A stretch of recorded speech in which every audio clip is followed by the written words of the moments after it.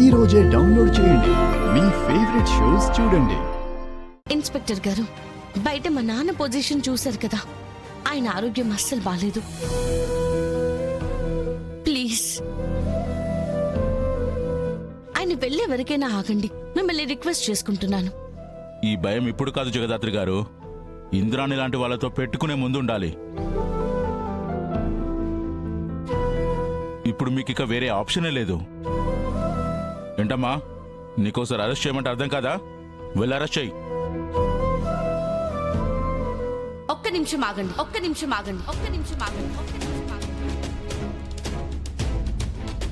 Bail cancel అయ్యేది ఇవాళ సాయంత్రం 5 గంటలకు కదా.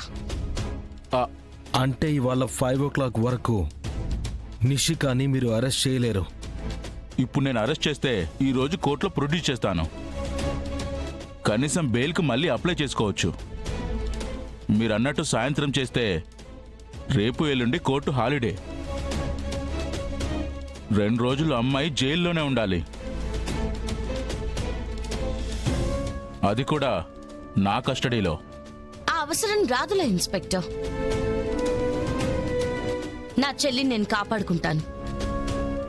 ఈలోపే సాక్ష్యాలు తెచ్చి బెయిల్ ఎక్స్టెండ్ చేయించుకుంటాను. ఒకవేళ మీరు సాక్ష్యాలు తీసుకురాలేకపోతే, ఈలోపు మీరు నిషికాని దాచిపెట్టే ప్రయత్నం చేస్తే అప్పుడేం చేద్దాం? మేము తప్పే చేయలేదంటే ఇంకా ఎందుకు దాక్కుంటాం ఆఫీసర్? ఒకవేళ దాక్కుంటే అంటున్నాను మేడం. నిషి బదులు నేను జైలుకి వస్తాను.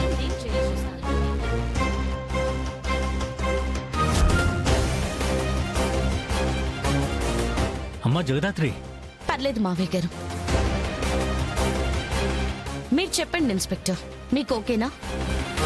మీరు కేసుని రీరైట్ చేయండి. ఆ రోజు కార్ డ్రైవ్ చేసింది నేనే అని మీకు కన్ఫెషన్ కూడా ఇస్తాను.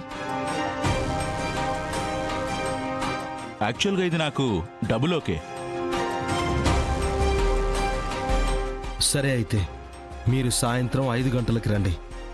సాక్ష్యాలు ఇస్తాం, లేదా దాత్రి మీతో వస్తుంది. సరే, అయితే సాయంత్రమే కలుద్దాం. కానిస్టేబుల్స్ పదండి.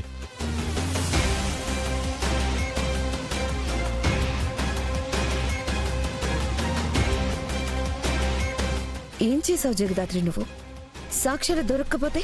దొరకాలొదినా, ఏదో ఒకటి చేసి 5 గంటల్లోపు సాక్ష్యాలు తీసుకురావాలి. మీరు బయట నాన్నని చూశారు కదా, అరెస్ట్ అనగానే ఎలా అయిపోయారు. ఇంక యాక్సిడెంట్ చేసిందని తెలిస్తే ఇంకేమైనా ఉందా? దాత్రి మీద కేసు వేసుకుంటాను అంది కాబట్టే ఇన్స్పెక్టర్ వెళ్ళాడక్క. లేదంటే రోజంతా ఇక్కడే కూర్చుంటాను అనేవాడు. అప్పటిక అందరికీ నిజం తెలిసిపోయేది. అందుకే నేను జైలుకి వస్తానని చెప్పాను వదినా. అయినా మీరేం టెన్షన్ పడకండి.